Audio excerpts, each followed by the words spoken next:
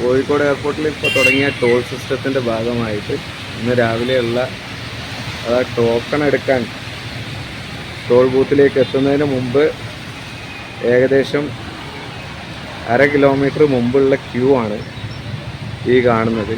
പരിഷ്കാരങ്ങൾ നടപ്പാക്കിയതോടെ കരിപ്പൂർ വിമാനത്താവളത്തിൽ ഫ്ലൈറ്റ് മിസ്സാവുന്ന അവസ്ഥയാണ്. പുതിയതായി നടപ്പിലാക്കിയ ടോൾ ബൂത്തിൽ നിന്നും ടിക്കറ്റ് എടുക്കാനുള്ള ക്യൂ നീളുന്നതാണ് ഇതിനുള്ള പ്രധാന കാരണം. ടോക്കൺ എടുക്കുന്നതിനുള്ള സിസ്റ്റം ആരംഭിച്ചതു മുതൽ വിമാനത്താവള റോഡിൽ വൻ തിരക്കാണ്. 3 നിരകളിലായി വാഹനങ്ങൾ 1/2 കിലോമീറ്ററോളം നീണ്ടുകിടക്കുന്ന സ്ഥിതിയാണ്.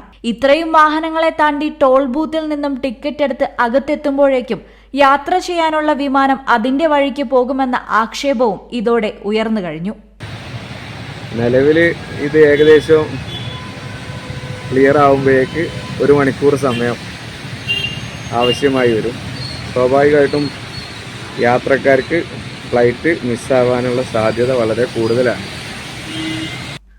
1/2 കിലോമീറ്റർ നീളുന്ന ക്യൂ അവസാനിക്കാൻ ഏകദേശം 1 മണിക്കൂറോളമാണ് സമയം നിലവിലെടുക്കുന്നത്. ടോൾ സിസ്റ്റം നടപ്പാക്കിയെങ്കിലും കൃത്യമായ രീതിയിലല്ല പ്രവർത്തനം.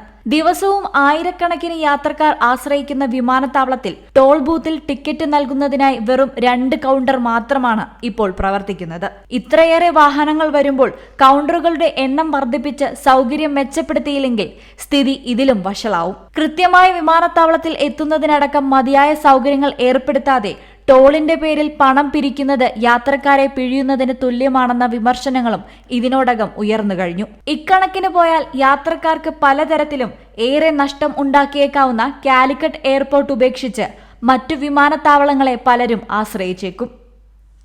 News bureau, Karipur.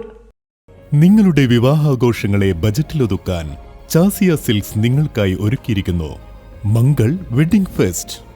ഇനി ചാസിയിൽ നിന്നും പർച്ചേസ് ചെയ്യാം മനസ്സിനിണങ്ങും വിലയിൽ തന്നെ. പട്ടുപോലെ പവിത്രമായ ഹൃദയബന്ധം. ചാസിയ സിൽക്സ്, വളാഞ്ചേരി.